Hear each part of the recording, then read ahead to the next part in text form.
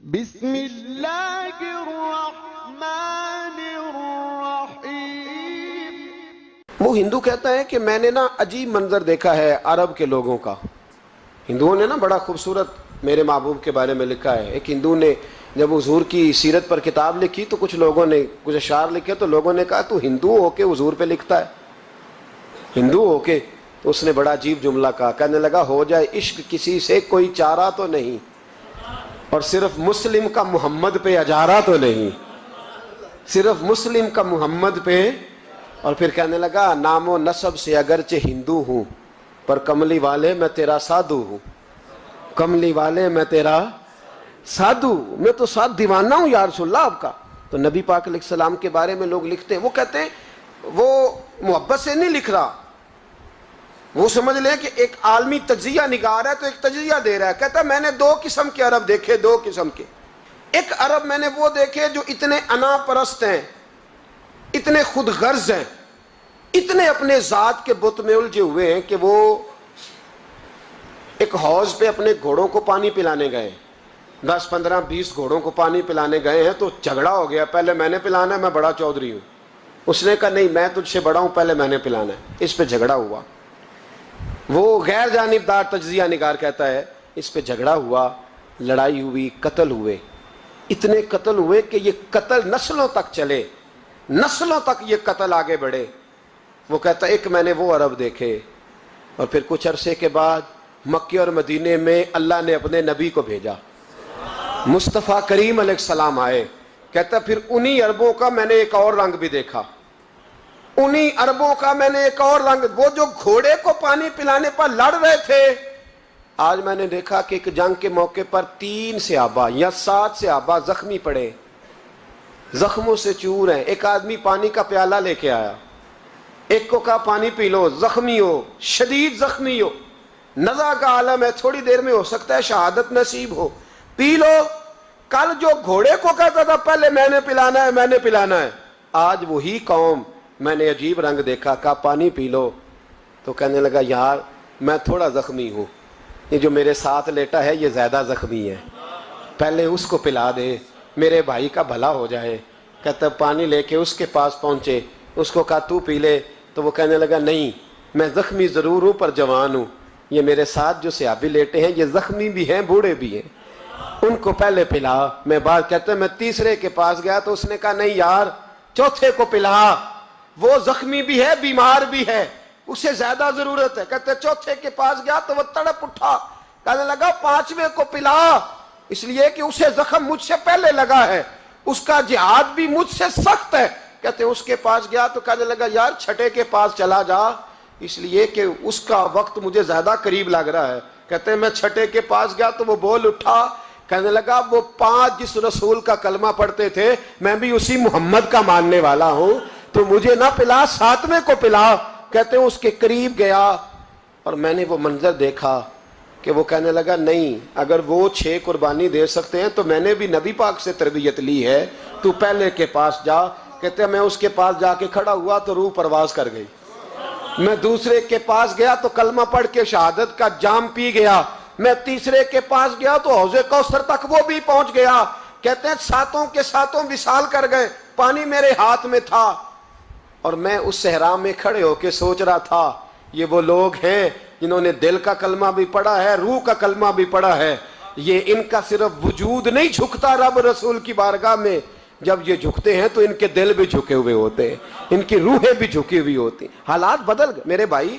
ایک زمانہ وہ تھا جب حضرت عمر فاروق کی لونڈی نے کلمہ پڑھا، ہاں حضرت عمر لونڈی نے کلمہ پڑھا تو حضرت عمر نے اسے الٹا لٹکا لیا، درے مارتے۔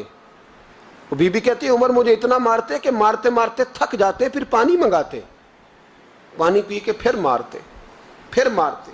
یہ وہی عمر ہے جو کہتے جو کلمہ پڑھے گا گردن کاٹ دوں گا، یہ وہی عمر ہے جو کوئی غریب مسکین قریب نہیں پھٹک سکتا تھا، لونڈی کو دروں سے مارتے، وہی عمر کلمہ پڑھ گئے۔ اور پہلے تو ایک قبیلے کے سردار تھے نا بھائی، پہلے ایک قبیلے کے سردار تھے تو الٹا لٹکا کے مار، چاہیے تھا نا جب امیر المومنین بنتے زیادہ سخت ہو جاتے اور ان کے اندر سختی آتی، اور امیر المومنین بن گئے 24 लाख मुरब्बा मील पर हुकूमत, 24 लाख मुरब्बा मील का हुक्मरान, चेहरे पे नकाब पहना। कंजुल उम्माल में रवायत मौजूद, वही उमर जो कल गरीब औरत को दुर्रों से मारते हैं, वही उमर। इनकलाब आ गया, सोच बदल गई, निगाह और दिल मुसलमान हो गए।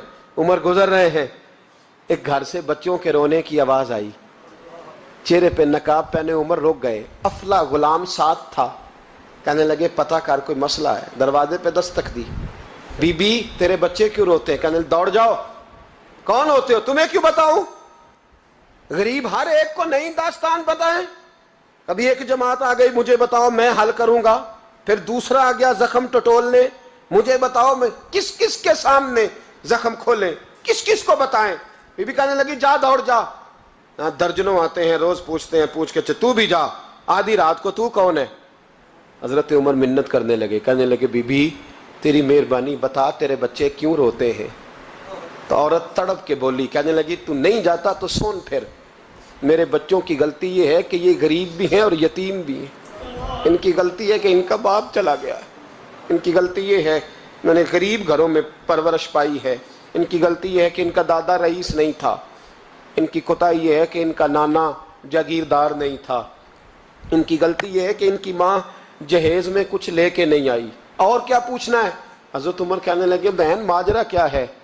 कहने लगी बाप इंतकाल कर गया। उमर जब से हुक्मरान बना है इस गांव में कभी उसने फेरा ही नहीं डाला, वो आया ही नहीं। मेरी गरीबनी के बच्चे सारी सारी रात भूख से रोते, वो कभी आया ही नहीं, ये गलती है। पहले तो मैं कुछ ना कुछ इनको खुश्क रोटी खिला देती थी, आज तो घर में कोई शय नहीं, शाम से लेकर पानी और रोड़े हंडिया में डाले हैं, पकाती जाती हूँ।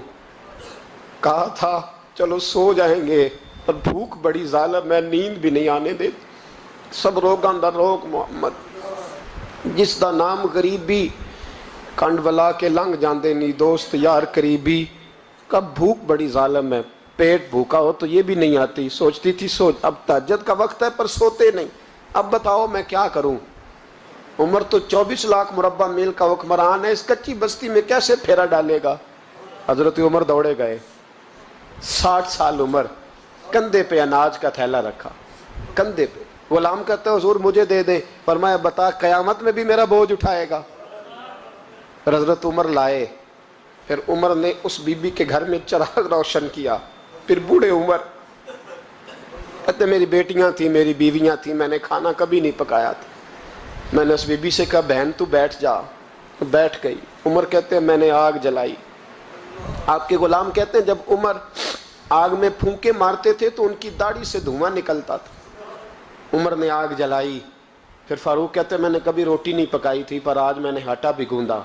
24 लाख मुरब्बा मील का हुक्मरान। ओ भाई जब तेरा दिल और नज़र मुसलमान होती है तो फिर तू झूठे दावे नहीं करता, फिर दीन तेरे लफ्ज़ों में, जुमलों में, तकरीरों में नहीं रहता।